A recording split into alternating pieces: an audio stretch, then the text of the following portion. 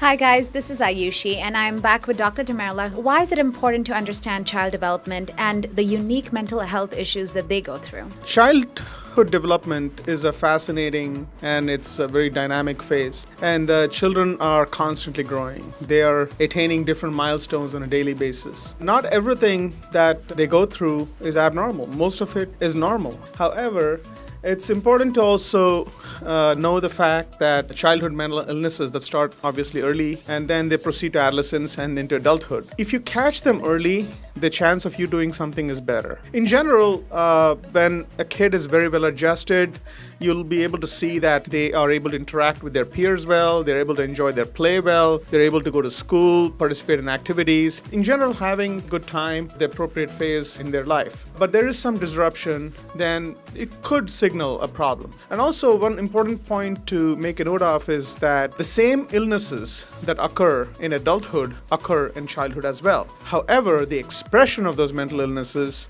is different because children are different. They have not attained the maturity. Their brains are not fully mature like they are in adults. For example, depression in adults presents with sadness, not being able to enjoy, being hopeless, so on and so forth. But in a kid, it would probably present differently, like temper tantrums or being very irritable, not wanting to go to school. And there are some unique illnesses such as, for example, ADHD or attention deficit hyperactivity disorder. It can happen in adults too, but typically their onset or they start during childhood. Can you tell us a few common childhood mental health issues that specifically occur in the South Asian community? Actually, the same mental health conditions that occur in adults occur in children. Similarly, the same mental health conditions that occur in the rest of the communities also occur in South Asian and Indian community. Kids have anxiety. They're apprehensive, they worry at times, and they also can have temper tantrums. So not everything means that they have a mental illness per se. Disorder is when you have like a persistent symptom that causes so much distress that begins to impact them in school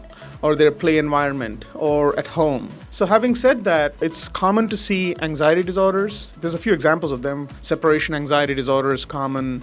And then you have obsessive compulsive disorder, post-traumatic stress disorder, typically when there's abuse and other issues involved, unfortunately, which does occur in the community. And you have attention deficit hyperactivity disorder, which is by far the commonest. And there's other disorders like depressive disorder and bipolar disorder. Very rarely we see things like schizophrenia in children, but if there is a suspicion of that, they have to be evaluated. Regardless of what disorder it is, they have to be evaluated by a mental health professional and if possible, a child and adolescent psychiatrist as well. Thank you, Dr. Damerla. That was very valuable information. If you think your child or loved one needs help, please contact the Los Angeles County Department of Mental Health at their 24/7 helpline at 1-800-854-7771. Your call is safe and confidential.